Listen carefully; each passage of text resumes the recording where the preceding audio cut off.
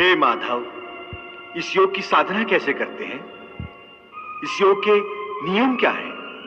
उसकी साधना के लिए कोई हजारों वर्षों की तपस्या की आवश्यकता नहीं। इसकी साधना तो एक ही क्षण में हो जाती है। एक ही क्षण में? हाँ, एक ही क्षण में। जिस क्षण में प्राणी अपने मन का रवैया बदल लेता है, वही क्षण। परंतु हे केशव, कोई भी मनुष्य एक ही क्षण में आसक्ति को कैसे छोड़ सकता है? जब वो कर्म करता है तो उसके फल की आसक्ति तो उसे कर्म का हिस्सा होती है, जिसके अंतर्गत फल पाने की इच्छा से ही कर्म करता है। हे अर्जुन, बस यहीं से निष्काम कर्म योग की साधना शुरू होती है। अर्थात तुमने कहा कि प्राणी फल पाने की इच्छा से ही कर्म करता है, परंतु निष्काम कर्मयोग यह सिखाता है कि फल पाने की इच्छा से नहीं, बल्कि अपना कर्तव्य पूरा करने के लिए, अपने धर्म का पालन करने के लिए कर्म करो। फल पर भरोसा रखकर कर्म मत करो, क्योंकि फल पाना तुम्हारे हाथ में नहीं, तुम्हारे अधिकार में केवल कर्म करना ही है। कर्मण्येवाधिकारस्ते मां फलेषु कदाचन मां कर्म फल हेतुर्भूर्मा ते संगोस्त कर्मणि। हे पार्थ, तुम कर्म कर सकते हो, कर्म करने का संकल्प कर सकते हो, परंतु इसका फल पाना तुम्हारे हाथों में नहीं है। हे मधुसूदन, मैं जिस काम का संकल्प करूंगा वो काम तो मैं करूंगा ही। जब भोजन करने का निश्चय करके बैठूंगा तो निवाला उठाकर मुंह में रखूंगा ही, तभी तो उसे खाऊंगा। यदि वो खाने का निवाला तुम्हारे प्रारब्ध में नहीं है तो उसे तुम मुंह तक तो ले जाओगे, परंतु उस ग्रास का एक दाना भी अपने मुंह में नहीं रख सकोगे। हे अर्जुन, केवल कर्म का संकल्प ही प्राणी के अधिकार में है, उसका फल प्राणी के अधिकार में नहीं है। हे केशव, तुम्हारे कहे अनुसार यदि फल प्रारब्ध ने अपनी मर्जी से देना है तो फिर प्राणी को कर्म करने की आवश्यकता ही क्या है? कर्म करने की आवश्यकता क्या है, यह जानने से पहले यह तो जान लो कि प्रारब्ध क्या है, प्रारब्ध कैसे बनती है। हे केशव, प्रारब्ध क्या है उसे जानने में क्या मुश्किल है? यह तो सीधी सी बात है कि जो भगवान की इच्छा है वही मनुष्य का प्रारब्ध होती है। नहीं अर्जुन, नहीं, यह धारणा सत्य नहीं है। क्यों सत्य नहीं है? क्योंकि मैं किसी के प्रारब्ध नहीं बनाता, ना मैं किसी प्राणी के कर्म अथवा कर्म फल के हिसाब में दखल देता हूं। इसलिए प्राणी की प्रारब्ध बनाने में मेरा कोई हाथ नहीं होता। फिर कौन बनाता है प्राणियों का प्रारब्ध? प्राणियों के अपने कर्म।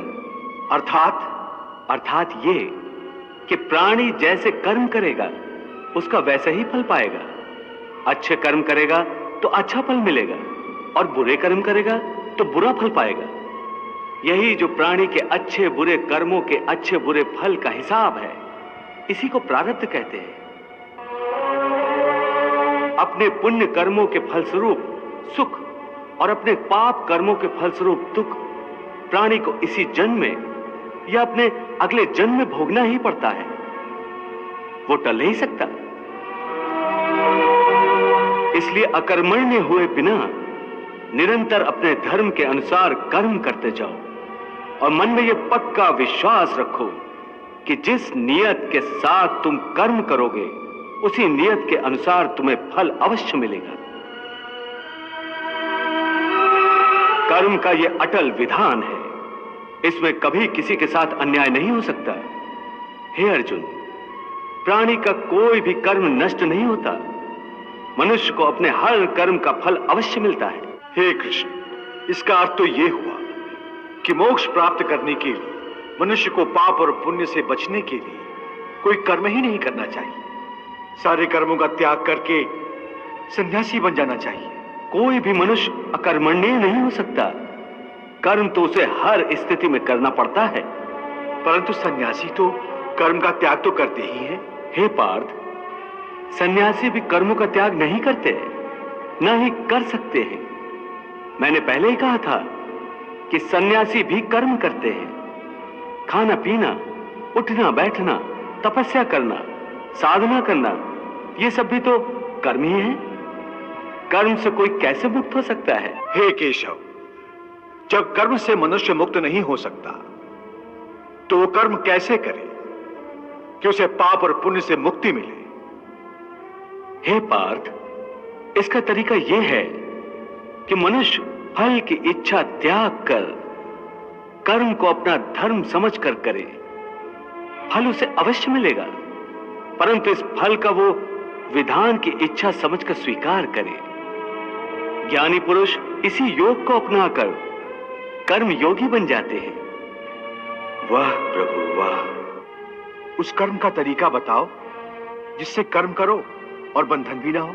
इसका बड़ा ही सहज तरीका है। तुम कर्म फल में आसक्ति मत रखो। यह कैसे हो सकता है?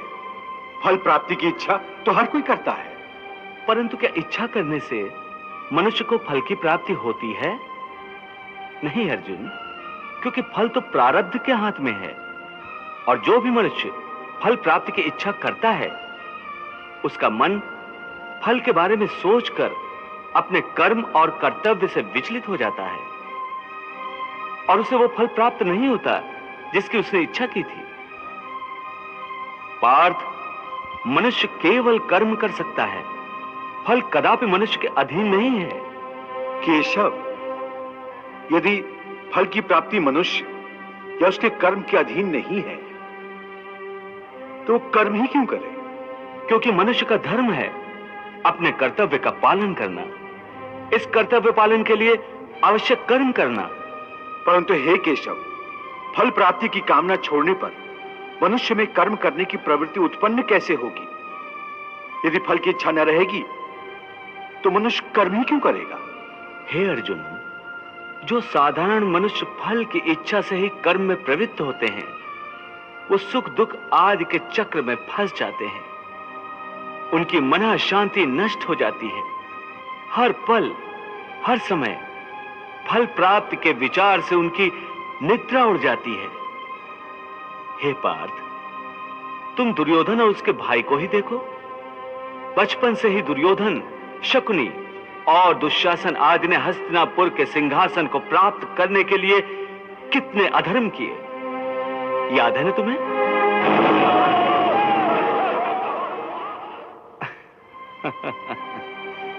कैसी लाजवाब चाल थी उनकी। उस आग से तुम लोगों का जीवित बचकर निकलना असंभव था। कितना योजनाबद्ध कर्म था, परंतु इस कर्म का फल उन्हें मिला नहीं, क्योंकि प्रारब्ध की योजना और थी।